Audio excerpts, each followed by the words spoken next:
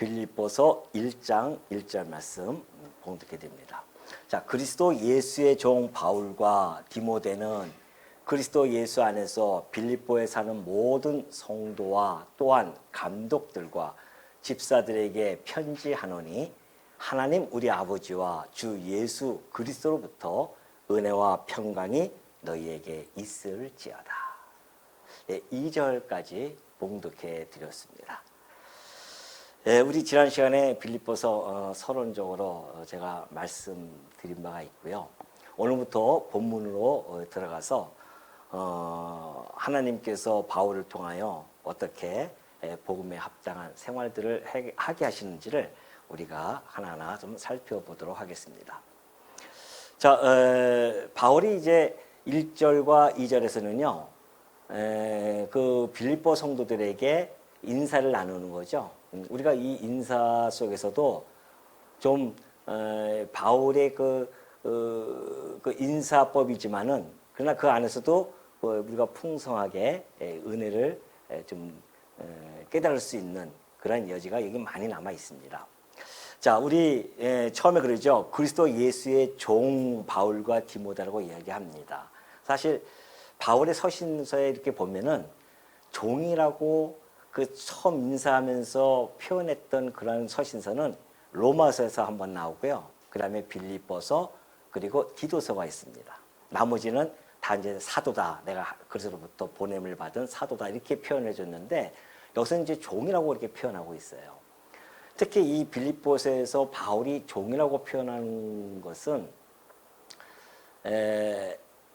이제 뒤에 보면은 바울이 그런 이야기해요. 나를 본받으라고 이야기합니다.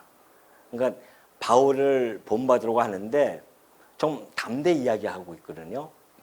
근데 우리는 그러잖아요. 사실 나를 본받으라고 그렇게 이야기하기가 꺼려지죠. 왜? 우리의 삶이 있으니까, 살아온 삶이 있으니까. 그런데도 불구하고 바울은 당신을 본받으라고 합니다. 그럼 도대체 뭘 본받아야 되는 것인가? 그것이 바로 이 종에서 우리가 힌트를 얻을 수가 있습니다. 종된 삶을 바울이 살아가거든요. 그리스도의 종된 삶을 살아가기 때문에 그 종된 삶을 본받으라는 것이죠. 우리가 뭐 많은 사람들이 부정하고 싶지만은 그러나 사실인 내용이 하나 있습니다. 모든 인간들은 이 땅에 태어난 아담 이후로부터 태어나는 모든 인간들은 사실은 어느 한편에 다 속해져 있습니다. 그래서 크게 두 가지로 나눠질 수가 있어요. 그게 자, 종이라고 하는 우리의 이 표현 속에서 크게 이 세상의 종은 두 종으로 나눠집니다. 첫 번째는 우리가 죄와 사망이라고 하는 이 사망의 종로로서 합니다. 죄의 종로 타기도 하고 사망의 종로 타죠. 이것은 아담 이후로 태어나는 모든 인간들이 태어날 때부터 바로 이 안에 갇혀져 있습니다. 이것이 하나의 우리는 사단의 종로 타며 살아간다고 그렇게 생각하죠. 또는 육체의 정욕에 따라서 살아가는 우리들의 모습, 자기 좋은 대로 살아가는 모습, 이런 것들이 다 종된 모습들입니다. 그러니까 죄와 사망의 종로를 타느냐 아니면 여기서 벗어난 또 하나의 부류가 있는데 그것은 바로 누굽니까? 예, 그리스도라고 하는 종입니다. 그리스도의 종이에요. 그러니까 죄와 사망에서 벗어난 자들만이 그리스도의 종이 되어집니다. 그러니까 우리 인간들은 이래나 저래나 다 종로 타면서 살아가는 것이죠. 그러나 여기에서의 종로릇과 그리스도 안에서의 종로릇은 천지차입니다. 아주 다르죠. 완전히 다릅니다. 여기는 죄와 사망이라고 하는 이 종 속에서 두려워하면서 살아가지만은 정죄함을 받고 사망 속에서 그 두려움, 죽음의 권세 앞에서 두려워하면서 살아가는 종들의 모습이지만 우리 그리스도 안에서는요, 정죄함이 없어요. 죄로부터의 해방을 받았고 사망의 권세로부터 벗어났기 때문에 바로 그리스도의 종들은 두려움이 없는 거죠. 죄에 대한 정죄를 당해서 심판에 이르는 것, 사망에 거하게 되어지는 것, 여기에 대한 사실은 두려움이 없는 사람들입니다. 이것이 이제 그리스도의 종이죠. 뿐만이 아니라 그리스도의 종하면은 그것을 깨달은 그 하나님의 은혜 안에 있는 백성이라는 뜻입니다. 그러니까 말은 종이라고 하지만은 그러나 여기에서만이 참된 자유함을 얻는 것이죠. 자유자가 되어지는 겁니다. 죄와 사망으로부터 또는 사단의 권세로부터 자유자가 되어진다는 것은 그것처럼 얼마나 행복한 것이 어렵겠습니까? 근데 이것이 은혜로 주어진 것이었기 때문에 은혜 안에 있는 백성, 이것이 바로 그리스도의 종들입니다. 그러한 종들의 삶이라고 하는 것은 또 여러 가지 나타나게 되어지는데 그리스도의 뜻을 순종하면서 살아가는 자들입니다. 그리스도의 종이기 때문에. 자, 종이라는 건 뭐예요? 그리스도의 종이라고 하는 것은 그리스도에게 완전히 묶여있는, 그쪽으로 그리스도에게 속해 있는 자들을 이야기합니다. 자, 우리가 고린도전서 6장 19절에 보면은 바울이 이렇게 표현해주고 있죠. 너희 몸은 너희가 하나님께로부터 받은 바 너희 가운데 계신 성령의 전인 줄 알지 못하느냐. 너희는 너희 자신의 것이 아니라 그래요. 종이라고 하는 것은요, 자기 자신의 것이 아닙니다. 어디에 속해 있는 것, 주인이 있어요. 그러니까 우리가 왜 예수님을 뭐라고 부릅니까? 주여, 주님. 그 무슨 이야기입니까? 우리의 주인이십니다. 이걸 고백하는 거거든요. 그러니까 우리의 자신의 것이 아니에요. 그럼 어떻게, 우리가 왜 우리의 자신의 것이 아닌가? 값으로 산 것이 되었다고 합니다. 이곳에 있는 우리들을 값으로 샀어요. 무슨 값? 피값으로. 그리스도의 피값으로 샀단 말입니다. 그래서 피값으로 산 것이 되었으니, 그렇으면은 그리스도께서 당신의 피를 주고 여서 샀으니까 우리는 당연히 이제 성도는 그리스도의 것이 되어진 겁니다. 그런즉 너희 몸으로 하나님께 영광을 돌리라는 겁니다. 왜? 그리스도의 종이니까. 우리의 삶이 이제는 죽든지 살든지 어떻게 해요? 주인을 위하여, 이거거든요. 먹든지 마시든지 어떻게 해요? 주인을 위하여. 이것이 성도들의 삶의 변화입니다.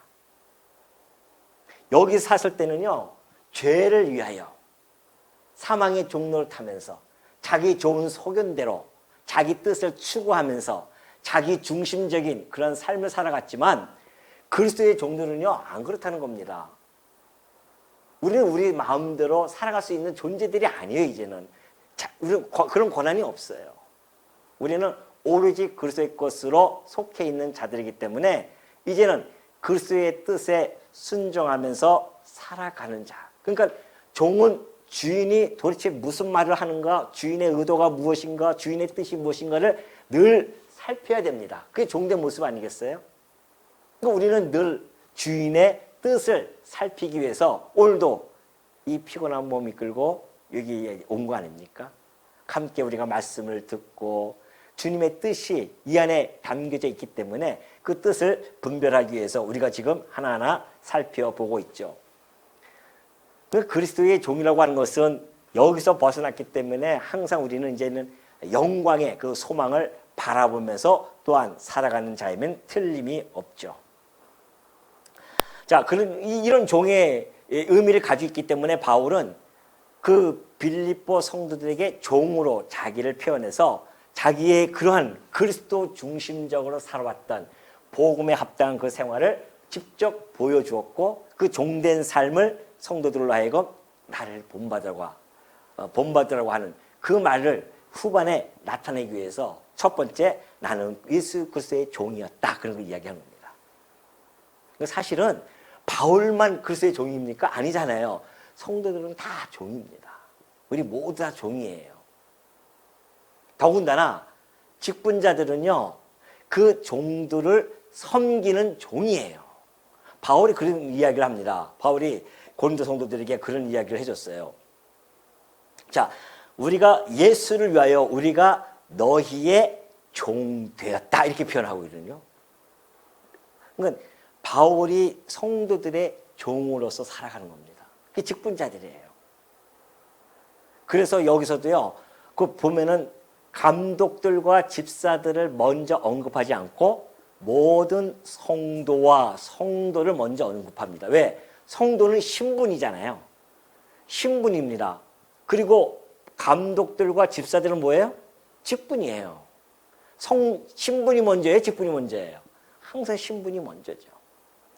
감독과 집사들도 신분적으로 성도입니다. 근데 그 가운데서도 특별히 그 성도들을 섬기라고 감독들과 집사들을 택한 거예요.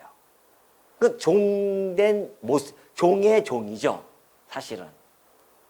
그러니까 우리가 이런 걸 잘 모르면은 하여튼 인직식만 하고 나면은 교회마다 시험이 들어가지고 우리 많이 받잖아요. 얼마나 많이 받는지 몰라요. 이게 뭐 임직을 받으면은 이게 벼슬처럼 생각을 한단 말입니다. 이게 문제거든요. 저는 그래서 그런 생각을 해요. 이 임직을 뽑을 때 장로님 뽑는 게 아니라 종로를 뽑습니다. 이렇게 얘기해서 종로. 집사를 뽑을 때는 종사를 뽑습니다. 권사님 뽑을 때도 종사. 종을 뽑는다고 해야 인식이 되어질 것 같아요. 종을 뽑는 거예요, 종. 종이 뭐예요? 여기서 이 집사가 뭐냐면은 원래 집사라는 그 어원을 쫓아가면은 먼지를 일으킨다고 그런 뜻이 있어요. 먼지를 일으키는 거예요, 막. 먼지 일으키는 것이 뭡니까? 열심히 막 뛰어다니면서 일하는 거예요. 종로로서. 바울은 그 삶을 살았기 때문에 예수를 위하여 내가 너희들의 종이 되었다. 그러니까는 그 종을 먼저 밝히면서 그 종된 모습을 지금 전해주고 있는 것이죠. 그러면서 빌립보에 사는 모든 성도, 저는 이 말투도 그래요. 모든 성도도 그냥 우리는 막 지나가잖아요. 모든 성도 지나갔는데 사실 이 모든 성도라고 하는 이 바울의 이 단어 속에서도 성도라고 하는 건 그렇잖아요. 그때 당시도 그렇고 지금도 그렇지만은 세상에서 우리가 부름을 받았기 때문에 세상에서 가지고 있던 어떤 지위도 있을 것이고 신분도 있을 것이고 그리고 어떠한 뭐 그때 당시에는 더군다나 뭐 귀천들이 있을 거 아닙니까? 종이 있고 자유자가 있고 주인이 있을 것이고 신분의 격차가 있을 것이고 재물에 대한 그런 것들도 격차가 있을 것이고 그런 자들이 있다가 세상에서 그리스도의 피값으로 부름을 받아서 교회 안으로 들어온 거예요. 회중 안으로 들어왔단 말입니다. 근데 그 안에서는 그 모든 것들이 다 초월되어지는 겁니다. 그래서 그리스도 안에서는 다 하나 되어진 자들이에요. 그 안에는 차별이 없는 겁니다. 그 야고보 사도도 그래요. 너희가 예수를 그리스도로 믿지 아니하느냐? 그러니 사람들을 차별하지 말라. 그런 이야기를 하죠. 그러니까 교회 안에서는 차별하는 것이 있을 수 없습니다. 다 하나이기 때문에.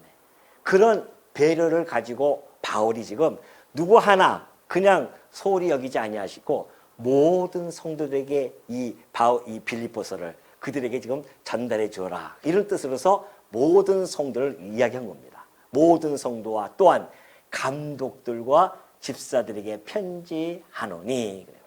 자, 이 감독들과 집사들 이렇게 한 거 보면은 이 빌립보 교회가 이미 조직 교회로서 진용이 갖춰진 교회라는 거죠. 그러니까 사실 이제 뒤에 나오겠지만은 바울 입장으로서는 너무너무 좀 뭐랄까요? 가슴이 벅차오름이 있습니다. 왜 그런지 아십니까? 바울이 빌립보에 가서 복음을 전했잖아요. 지난번에 살펴보았듯이 루디아 자주장사라는 루디아를 우물가에서 만나서 복음을 시켰죠. 복음을 받아들였죠. 그리고 지나가다가 귀신 들린 여종을 귀신 쫓아내서 교인을 만들었죠. 간수도 만들었죠. 그래서 이 세 가정부터 시작되어진 이 빌립보 교회가 힘도 별로 없잖아요. 그런데도 불구하고 주 안에서 얼마나 잘 성장했는지. 바울의 이 복음 사역에 아주 철저하게 함께 동참되어지는 그 모습을 바울이 보았답니다. 더군다나 이 빌립보서를 쓸 정도 됐을 때는 거의 10년 정도 지난 그런 차이였기 때문에 지금 빌립보 성도들이 얼마나 잘 성장했는지를 보여주고 있는 거죠. 벌써 감독들도 있고 집사들도 있어요. 그리고 그 교회들이 바울의 이 복음 사역으로 해서 힘에 다하도록 역사하는 그런 모습을 바라보면서 바울은 너무너무 행복할 뿐만이 아니라 가슴에 벅차올라요. 그래서 이 편지 속에 절절하게 들어가 있습니다. 그런 사랑의 편지 모습들이. 이제 뒤에 또 나오니까 한번 살펴보도록 하고요. 자, 그 집사들에게 편지하노니 하나님 우리 아버지와 주 예수 그리스도로부터 은혜와 평강이 너희에게 있을지어다. 정말 그들에게 축복을 하는 이 기도는요, 바울이 근황하는 게 아닙니다. 이게 구약의 철저한 근거를 가지고 있어요. 구약에 한번 보면은 민수기에 있습니다. 민수기의 6장 22절을 보면 그래요. 여호와께서 모세에게 말씀하여 이르시되 아론과 그의 아들들에게 말하여 이르기를 너희는 이스라엘 자손을 하여 이렇게 축복하여 이르되 그래요. 자, 아론과 그의 아들들은 누굽니까? 대제사장들이에요. 대제사장들에게 이렇게 얘기해줘라. 이스라엘 자손을 위하여 이렇게 축복하게 하라. 여호와는 내게 복을 주시고 너를 지키시기를 원하며 여호와는 그의 얼굴을 내게 비추사 은혜 베푸시기를 원하며 그래요. 여호와는 그 얼굴을 내게로 향하여 드사 평강 주시기를 원하노라 할지니라 하라. 그러니까 하나님이 아론과 그 대제사장을 불러서 너희들은 이스라엘 백성에게 이렇게 축복하라는 겁니다. 복을 주시고 하나님께서 복을 주시고 지키심일 뿐만이 아니라 은혜도 베푸시고 평강 주시기를 원하노라 그렇게 얘기하는 것이죠. 그러면 그들이 이같이 내 이름으로 이스라엘 자손에게 축복하면은 내가 그들에게 복을 줄 것이다. 물론 이 말씀은요, 참 대제사장이신 그리스도께서 오셔서 우리들에게 복을 주시면서 은혜와 평강을 주실 것에 대한 예표로서의 어떤 모형이었었어요. 그러니까 이 말씀 대제사장을 통하여 축복하는 이 말씀이 예수 그리스도를 통하여 이루어졌단 말입니다. 그죠? 그리스도께서 오셔서 우리에게 복을 주시지 않았습니까? 복을 받은 것이 이게 복이에요, 이게. 뿐만이 아니라 하나님 그리스도께서 십자가에서 죽으심으로 말미암아 우리에게 은혜를 베풀어 주셨고 그리고 우리에게 평강을 주셨습니다. 언약대로 그대로 이루어진 거죠. 이런 걸 잘못 해석을 하면은 축복권이 대제사장들에게 있기 때문에 오늘날 누가 축복권을 가지고 있어요? 이 목사들이 축복권을 가지고 있다. 왜? 대제사장급 정도 된다고 착각하고 있기 때문에 그런 것이죠. 그러니까 그 축복권을 행사하려고 참 얼마나 그거 놓치지 않으려고 애씁니까? 그런데 아니에요. 대제사장으로 오신 예수 그리스도가 참 대제사장이고요. 우리는 그 대제사장을 통하여 왕 같은 제사장이 되어진 자들입니다. 누구나 축복할 수 있어요, 이제는. 그리스도의 이름으로 우리는 축복하지 않습니까? 우리 자식들에게 또 우리 성도들에게 여러분들이 문자 쓸 때도 항상 그 서두에 그렇게 쓰지 않습니까? 하나님의 은혜와 평강이 성도님과 함께 하시기를 기원합니다. 기도합니다. 이렇게 하는 것이 이런 축복이 우리가 축복을 할 수 있는 힘을 다 얻었습니다. 근데 이제 주일날 우리가 이렇게 마지막 그 축복하는 것은 말씀을 선포하고 나서 그 말씀대로 이루어지기를 우리 성도들이 그 말씀을 받고 깨닫고 그 말씀대로 사라지기를 이런 것들을 비는 마음으로 마지막에 우리가 목사가 축도하는 것뿐이지 거기에 커다란 무슨 어떤 신분적인 그걸 가지고서는 하는 것은 결코 아니라는 것입니다. 그러니까 여러분들이 마음껏 축복해 주십시오. 자식들에게 은혜와 평강이 있게 기도해 주시고. 그거 놓치면 얼마나 억울한데요. 그래서 내 이름으로 이스라엘 자손에게 축복하면 복을 주신다고 하셨는데 우리 자식들에게 축복해야 될 거 아닙니까? 날마다. 그러니까 은혜와 평강 우리에게 주셨지만 이 땅에 살아가는 동안에도 여전히 은혜와 평강은 우리들에게 지속적으로 유지돼야 됩니다. 그래서 우리가 그걸 구하는 거예요. 여러분, 우리가 예수 그리스도를 믿었어요. 그런데 우리가 지금까지 살아오면서 지금까지 살아온 것이 그리스도의 그 은혜로 말미암아 우리가 살아오는 겁니다. 만약에 그 은혜에서 우리가 떠나 있으면은 아마 우리는 지금 잘났다고 해서 지 멋대로 그냥 자기 좋은 속인 대로 온갖 죄악 속에서 죄를 범죄하면서 살아갈 겁니다. 우리가 그나마 그러한 범죄 속에 있지 아니하는 것은 여전히 우리 하나님의 그 크신 은혜가 우리를 사로잡고 있기 때문에 가능한 것이지. 그러니 어찌 우리가 매일매일 은혜를 간구하지 아니할 수가 있겠냐 말이죠. 매일 기도해야 됩니다. 은혜와 평강을 주시기를. 주께서 평강을 우리 안에 주께서 평강을 주시지 않으면 우리가 평강을 어떻게 누릴 수 있겠습니까? 세상의 곳곳이 다 근심과 걱정 덩어리인데, 그런데 그리스도에게 우리가 기도하면서 그리스도의 이름으로 간구하지 않습니까? 은혜와 평강을 주옵소서. 그럴 때 우리에게 우리가 하루의 삶을 살아가면서 그 은혜를 깨닫고 은혜 속에서 평강을 누릴 수 있는 거죠. 사실 평강은요, 은혜의 열매입니다. 은혜를 깨달아야 평강이 오죠. 세상의 평강이라고 하는 것은 재물이라든가 권력이 있으면 평강을 가지고 있다고 생각하는데 천만의 말씀 아닙니까? 성도에게 주는 평강은요, 세상이 주는 평강과 전혀 다릅니다. 우리 주님이 직접 하신 말씀이에요. 내가 너에게 평안을 줄 테니까 너를 염려하지 마라.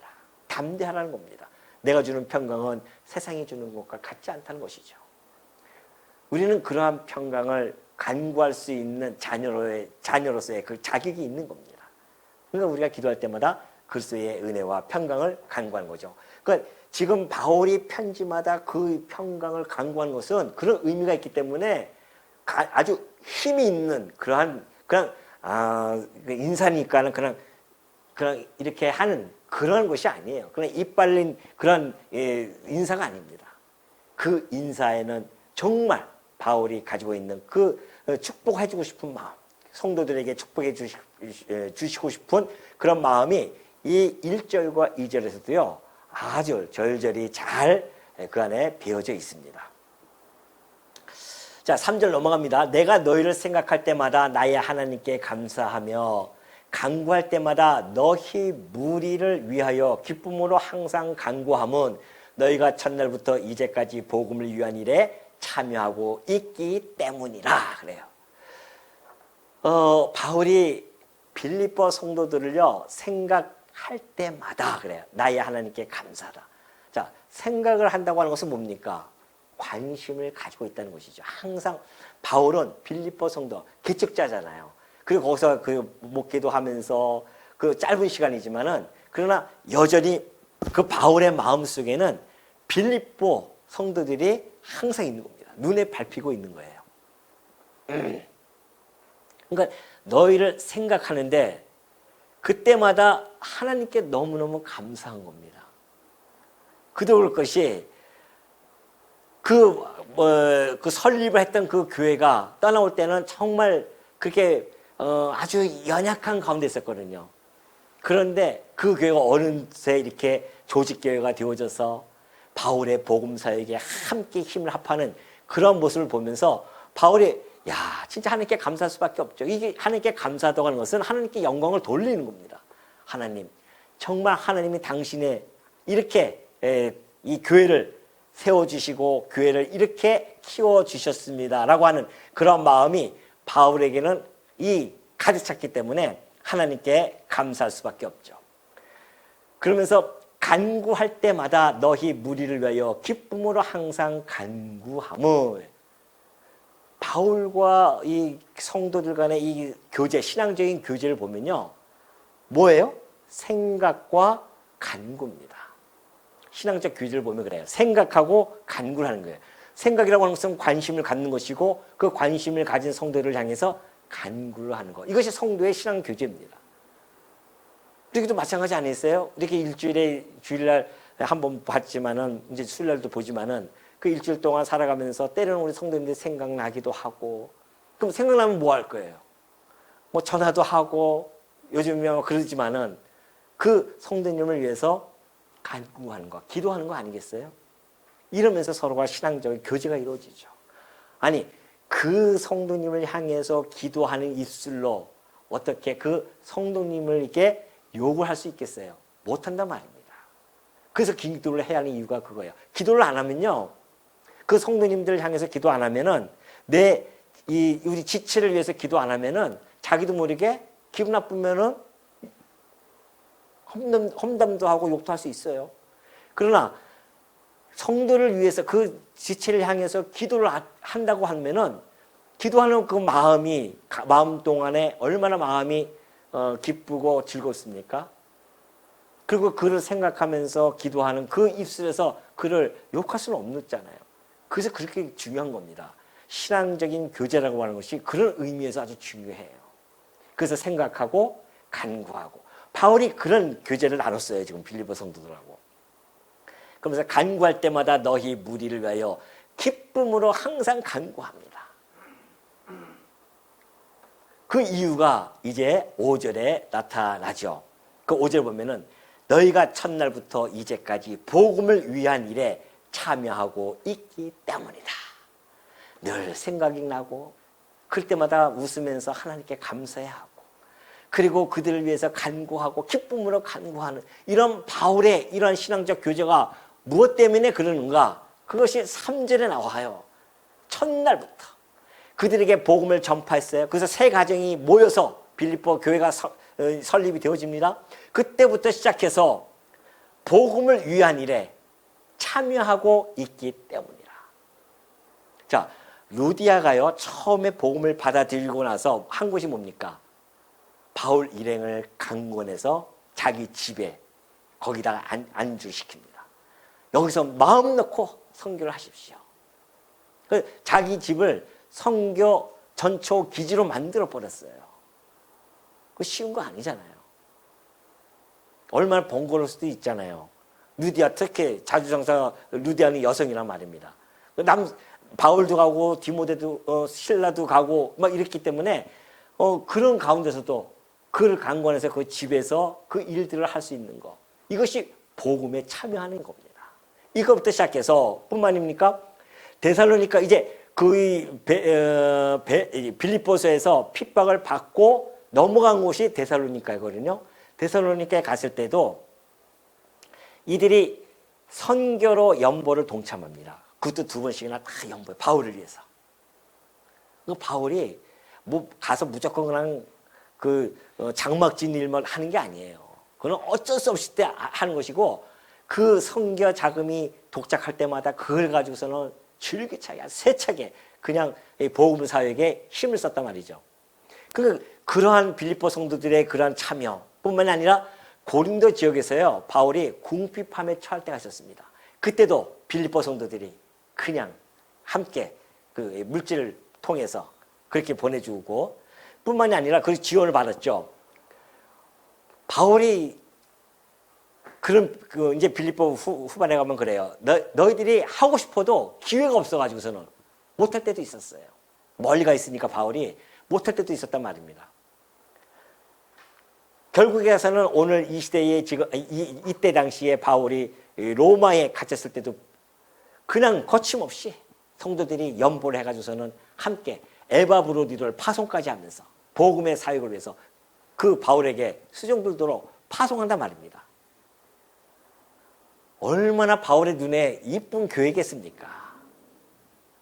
정말 첫날부터 어떻게 너희들이 지금까지 이 복음을 위한 일에 참여하고 있냐? 그러니 바울이 그들을 생각할 때마다 어떻게 하나님께 감사가 안 나올 수 있겠어요? 하나님께서 이 교회를 이렇게 아름답게 키워가고 계시는데 그러니까 늘 기쁨으로 간구할 수밖에 없는 거죠. 그러면서 6절에 보니까 너희 안에 착한 일을 시작하신 이가 그리스도 예수의 날까지 이루실 줄을 우리가 확신한다. 바울의 확신이 생겼어요. 무슨 확신? 너희 안에서 착한 일이 뭡니까? 구속 사역 아닙니까? 구원시키는 일, 복음 사역이란 말입니다. 그 일을 빌립보 성도들에서부터 시작했단 말입니다. 그 안에서. 근데 그 시작하신 이가 그리스도의 예수의 날까지 이루실 줄을 우리는 확신한다. 바로 이 구원의 사역은 끊기지 아니하고 예수님이 오시는 그날까지 이 사역은 끝없이 세차게 줄기차게 나갈 것이다. 나 이거 확신한다 이겁니다. 그걸 보니까 바울이 그 빌립보 성도들이 행하는 모습을 보니까 이것은 누가 하는 거다? 하나님이 하시는 거란 말입니다. 그게 눈으로 너무나 생생하게 보이는 거예요. 왜? 하나님의 그 신실하심이 그 교회에 함께하고 계심을 그가 깨닫는 거란 말이죠. 그러니까 바울이 이걸 아는 거죠. 자, 이 구속 사역이라고 하는 것은 하나님께서 이미 예정해 놓으신 일입니다. 작정해 놓고 계획을 세워놨어요. 그것을 아담이 타락한 후에 언약을 해 주십니다. 그리고 예수 그리스도를 통하여 성취가 되어져요. 그렇죠? 그리고 예수 그리스도로 시작되어진 이 복음의 역사는 예수님이 다시 오시는 이때까지 와서 결국은 다 완성에 이를 것이다. 하나님께서 예수 그리스도를 통하여서 이루어졌던 그 일, 그 언약대로 이루어졌고 예수님의 약속하신 대로 교회가 세워졌고 그리고 그 교회가 세상 끝날까지 땅 끝까지 복음이 전파되어질 것을 약속하신 그리스도의 말씀대로 이 세상 끝날까지 그냥 복음은 세차게 좀 나가고 있단 말입니다. 그러니 바울은 이걸 알고 있잖아요. 그러니까 확신하는 겁니다. 하나님이 행하신 일이기 때문에 이 일은 누구의 열심으로 이루어간다? 하나님의 열심으로, 여호와의 열심으로 이 일을 하신다고 약속해 주었기 때문에 하나님의 열심으로 지금 이 빌립보 성도를 통하여 일을 해가고 계시는 말입니다. 그러니까 확신이 있는 거예요. 예수님 오시는 그날까지 이 일은 끝없이 나갈 것이다. 내가 확신한다. 그들에게 힘을 주는 거죠. 그러면서 내가 너희 무리를 위하여 이같이 생각하는 것이 마땅하니 이는 너희가 내 마음에 있음이며 나의 매임과 그리고 복음을 변명함과 확정함에 너희가 다 나와 함께 은혜에 참여한 자가 됩니다. 자, 바울의 그 확신의 근본적인 근거는 하나님의 신실하심에 있다고 한다면 과정적인 근거로서는 이 7절의 말씀입니다. 내가 보니까 내가 이렇게 생각할 것이 왜 마땅한 줄 아느냐? 이는 너희가 내 마음에 있다는 것이죠. 빌립보 성도들이 그런 바울의 이 복음적 사역의 선교의 이 사역을 지속적으로 그들이 함께 해줬단 말이죠. 그러니까 바울 마음속에는 그 빌립보 성도들이 이미 자리 매김되어져 있어요. 그들을 신뢰하고 있단 말입니다. 그러니 너희가 내 마음에 있을 뿐만이 아니라 나의 매임, 복음을 변명함, 확정함, 바울이 지금 고난을 당하면서 복음을 전파하고 그리고 복음 때문에 싸우고 그리고 복음을 변증하는 일들 이런 것들에 확정함에 너희가 다 나와 함께 그 은혜에 참여했다는 겁니다. 은혜에 참여했다는 게 뭐예요? 물심양면 마음적으로도 한껏 물질적으로도 한껏 그렇게 해서 바울을 도와주면서 복음 사역에 힘쓸 수 있도록 그렇게 해줬단 말이죠.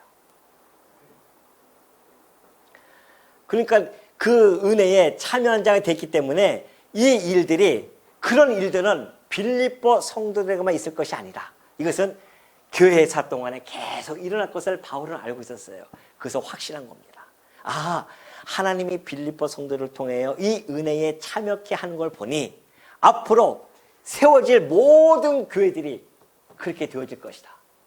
근데 놀랍게도 여러분 2000년 교회사를 보십시오. 교회마다 그 사명을 다 감당하지 않았습니까? 우리 이 한국 땅에도 누가 들어왔어요? 미국의 선교사들이 들어왔습니다. 그 미국의 선교사들이 그냥 들어와서 여기 미국 낯선 땅 그리고 이 척박한 땅에 와가지고서는 들어왔을 때 얼마나 고생스럽습니까? 그 교회에서요 그걸 다 대준 겁니다. 선교사들에게 너희를 마음 놓고 가서 복음 사역해라.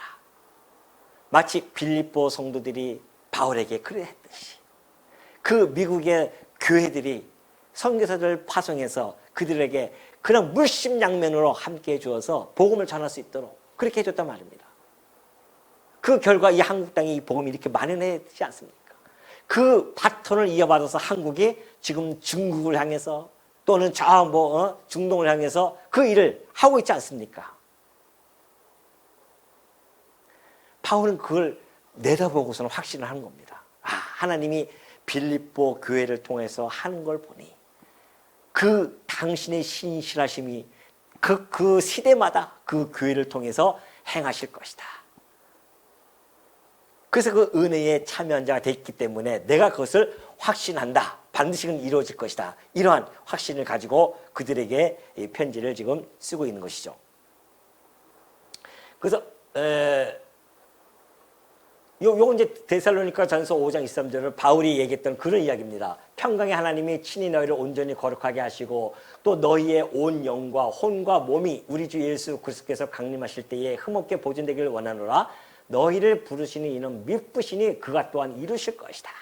하나님께서 미쁘시기 때문에 반드시 그를 부르시고 그들을 끝까지 흠없게 보존되어져서 마침내 구원의 완성을 이루어 가실 것을 바울은 확신했기 때문에 하나님이 신실하심을 믿고 그렇게 했다는 것을 이 말씀을 통해서 증거해주고 있는 것이죠. 자, 그러면서 은혜, 그러니까 아까 얘기했듯이 은혜에 참여는 아까 물심양면도 있지만 기도도 함께 기도도 하고 물심양면으로 함께 참여했음을 이야기하고 있죠. 자, 8절 넘어갑니다. 내가 예수 그리스도의 심장으로 너희 무리를 얼마나 사모하는지 하나님이 내 증인이시라. 저는 이걸 보면서요, 진짜 가슴이 그냥 너무 뛰었었어요. 야, 맞아. 목회자의 이 목회자라고 하는 것이 성도들에 대한 이 대함이 이래야 되지 않겠냐 말이죠. 그리스도의 심장으로 너희 무리를 사모한. 목회자는 항상 성도를 향한 그 사모함이 그리스도의 심장으로. 그리스도의 심장이 뭡니까?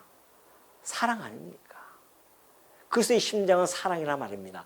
그 사랑의 심장으로 내가 너희들을 정말 사모한단 말이죠. 근데 그걸 뭐 속마음을 벗어 이게 보여줄 수도 없고, 그래서 최고의 그냥 확증을 시킬 수 있는 증거를 하나 되는데 하나님이 내 증인이시다. 그거보다 더 큰 게 어딨어요? 그보다 더 크게 보여줄 것이 어디냐 말이죠. 하나님의 이름을 걸고 그가 증인을 삼고 자기의 마음이 그 빌립보 성도들을 향한 그 사랑하는 마음을 유감없이 보여주는 이 대목에서 어떻게 우리가 목회자라고 하는 것이 정말 성도를 사랑하는 마음이 어떠해야 되는지를 너무나 잘 보여주죠.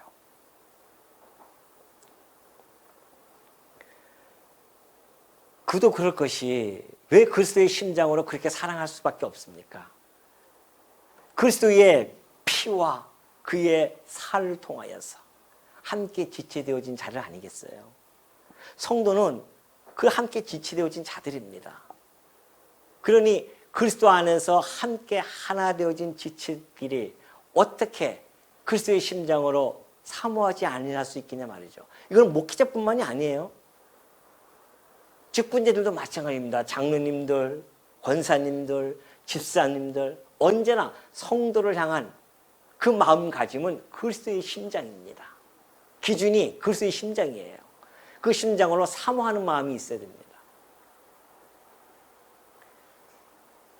그리고 성도들도 마찬가지고요. 성도들도 성도에 대한 것이 그리스도의 심장이 있어야 되지, 그렇지 않고 하면은 성도와 성도 간에 그리스도 안에서 맺어진 것이 무엇인지를 잘 모르면 그런 마음이 없어지죠. 그런 마음 여유조차 없을 때도 있죠, 사실은. 그러나 우리가 말씀을 이렇게 깨달다 보면은 우리가 지향해야 할 곳이 무엇인가? 교회가. 그래서 저는 참 어쩌면 성도님들이 좀 의아하게 생각할지 모릅니다. 제가 우리 남자 성도님한테 항상 허그를 하잖아요. 오시면 매일 허그를 합니다. 좀 쑥스럽기도 할 거예요. 우리 성도님들이. 처음이죠, 그런 것들. 아마 처음일 겁니다.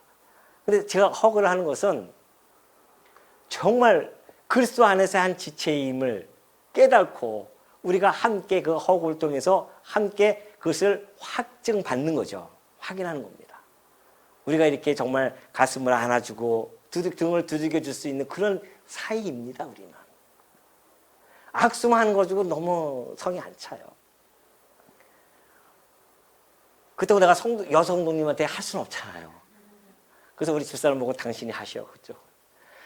그래도 아쉬워서 저는 우리 집사님한테, 여성도님한테는 이걸 하는 겁니다. 그래서 그런 모습들이 우리가 함께 그리스도 안에서 한 지체임을 확인하는 겁니다. 그런 것 통해서 계속 확인하는 나가는 것이죠. 아니 그렇게 허그하고 등을 두드려주면서 돌아서면서 욕하는 사람이 있겠어요? 그건 잘못된 건 아니잖아요. 그걸 통해서 다시 한번 그리스도의 안에서 한 형제임을 확인하고 또 확인하고, 그래서 서로 일주일 동안 헤어져 있지만은 사모하는 마음이 생기고 그리스도의 심장으로 사모하는 것. 바울이 성도들, 그리스도 빌립보 성도들이 그런 심장을 사모하는 그런 마음들, 그런 마음은 그런 가진 게 아니잖아요. 역시 마찬가지예요. 성도들도, 빌립보 성도들도 바울에게 얼마나 정말 애틋하게 그리스도의 사랑으로 대했는지 바울이 그걸 너무 아니까 하나님께 늘 감사하고 기쁨으로 간구할 수밖에 없는 그런 성도들의 모습을 봤단 말입니다. 아니, 빌립보 성도들이 만약에 야, 우리 바울 전하는 복음은 최고야, 우리 바울은 최고야, 그렇게 해놓고서는 고생하고 막 복음 사역하는데 그냥 아유, 하나님께 다 해주시겠지 뭐, 그런 사람 있어요? 그게 무슨 사랑입니까? 안 그래요. 성도는 그래서 그 목회자에 대한 사랑을 물심양면입니다. 그래서 항상 생각해야 돼요. 성도들은 목회자에 대해 하는 그런 모든 행동들이 항상 모자르다 생각을 하셔야 됩니다. 아유, 내가 모자르다, 우리가 참 모자릅니다. 어쩔 수 없지만 그도 참 모자르게 합니다. 그렇게 해야지, 이 정도면 됐죠, 뭐, 우리가 최선을 다했는데요. 이거 아니에요. 목회자도 마찬가지입니다. 이게 뭐야, 이게 아니라 아무리 최선을 다하는 그 모습을 바라보면서, 성도의 사랑을 바라보면서, 아이고, 내가 풍성합니다. 저는 지금 풍성하게 잘 있습니다. 이렇게 마음을 전해주고, 그것이 교회 아니겠어요? 목회자와 성도의 관계가 그런 관계가 아니겠냐 말이죠. 서로가. 바울과 이 빌립보의 모습 속에서 우리는 그런 것들이 눈에 띄는 거죠. 맞아. 이 교회와 목회자의 관계가 이런 거구나. 그래서 서로 진짜 그리스도의 심장으로 사모할 정도의 그런 관계가 되는 것이, 이것이 그리스도 안에서 세워진 그 교회의 바람직한 그러한, 또 지향해야 할 그런 모습이라는 것을 우리는 다시 한번 좀 깊이 생각할 그러한 대목들이 아닐 수 없죠. 그러면서 9절에 내가 기도하느라, 그러니 기도가 안 나올 수 있겠어요? 당연히 기도가 나오죠. 기쁨으로 그것도 간구하는 거란 말입니다. 내가 기도하느라 너희 사랑을 지식과 총명으로 점점 더 풍성하게 하사. 너희들이 나에게 베푸는 그 사랑, 이 사랑을 점점 더 증진할 수 있는 것, 그것을 뭐냐면은 그리스도에 대한 그 지식, 그리고 모든 총명, 그리스도에 대한 지식을 너희가 점점 알면 알수록, 그리고 그 그리스도에 대한 지식에 대해서 그 총명이라고 하는 것은 그 구속사역, 하나님께서 펼치시는 그 구속사역의 그 계시에 대한 것을 아주 통찰하는 거죠. 꿰뚫는 거란 말입니다. 그런 총명함, 그런 것들을 가지고 있으면은 그 지식과 총명함이 점점 그 비례해서, 지식과 총명함에 비례해서 풍성하게 성도들에게는 나타나는 겁니다. 사랑이. 바울이 그걸 기도하고 있는 거예요. 너희들이 지금 사랑도 있지만 그 사랑이 점점 더 증진되어지기 위해서는 그리스도에 대한 지식을 알아야 된단 말입니다. 자, 그리스도에 대해서 우리가 공부하면 할수록 뭐가 나타나야 됩니까? 뭐 같아요? 여러분들은 뭐라고 생각하십니까? 그리스도에 대해서 우리가 알면 알수록, 깊이 알면 알수록 배워지고 알아지는 것이 도대체 뭘까요? 그 사랑이거든요. 그리스도에 대한 그리스도께서 우리에게 베푸신 그 사랑, 이 십자가에서 아직 죄인 되어졌을 때에 우리에 대한 사랑을 확증시켜 주는 것, 그리스도께서 그 십자가를 통해서 우리에게 사랑을 보여줬어요. 그리스도를 공부하면 공부할수록, 알아가면 알아갈수록 우리들의 뇌리에 남는 것은 그리스도의 사랑이란 말입니다. 그의 은혜. 그래서 우리는 그 사랑을 깨달으면 깨달을수록 내가 너희를 사랑한 것 같이, 그러잖아요. 너희도 서로 사랑하라. 그리스도의 사랑을 깨닫는 만큼 우리는 성도를 사랑하게 되어져 있습니다.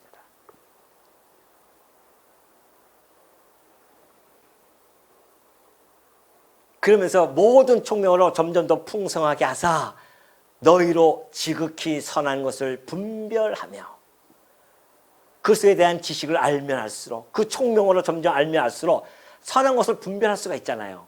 하나님의 뜻이 무엇인지, 하나님이 지극히 좋아하는 것이 도대체 무엇일까? 내가 좋아하고 내 중심으로 살아왔던 삶이 이제는 그리스도의 중심으로 살아가게 되어지고, 왜? 그리스도의 종이니까. 그리스도의 중심으로 살아갈 뿐만이 아니라 그리스도의 뜻, 그리스도께서 좋아하시는 것, 그리스도의 선악, 이것을 분별하는 것. 이것이 그리스도를 알면 알아갈수록, 우리의 총명함으로 알면 알아갈수록 이것을 더 깨달아진다는 것이죠. 분별할 수가 있다. 또 진실하여 허물 없이 그리스도의 날까지 이루고, 진실하다고 하는 것은 그리스도와 앞에 우리가 신앙을 가졌다고 한다면 흔들리지 아니하고, 허물 없이 그냥 이단들이 사상에 혹해가지고 쫓아간다거나 인본주의적인 세속주의적인 이런 것에 막 빨려들어가지 말고, 정말 신랑을 기다리는 그 신부의 순결함처럼 바로 그리스도의 그날까지, 그리스도의 그날까지는요 두 가지입니다. 첫째는 역사적인 그날, 역사적인 종말을 이야기하기도 하고, 하나는 우리의 개인적인 종말입니다. 우리가 개인적으로 그리스도의 날 가까우잖아요. 그 그리스도의 날까지 정말 순결을 지키면서 허물 없이 우리가, 여기 진실하다고 하는 것은 순결을 뜻하는 겁니다. 순결하게 그 신앙을 지켜나가고,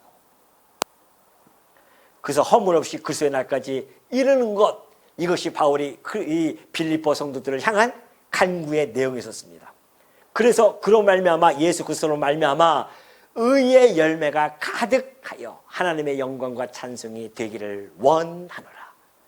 의의 열매가 이제 맺혀질 수밖에 없죠. 자, 예수 그리스도에 대한 지식을 알아요. 우리의 사랑이 점점 풍성하게 나타납니다. 또한 그리스도께서 원하시는 것, 뜻을 분별하면서 살아갑니다. 그리고 그리스도의 날까지 바라보면서 그 신앙의 절개와 순결을 지켜나가고 있어요. 그렇다고 한다면 나타나는 현상은 뭡니까? 자동적으로 예수 그리스도로 말미암아 의의 열매가 나타나는 거예요. 그것도 나타나는데 어떻게 나타나요? 가득했으면 좋겠다. 의의 열매가 뭡니까? 성령의 열매 아니겠어요? 사랑과 자비와 양성과 충성과 온유라든가 이런 것들이 너희들에게 가득하게 원한다.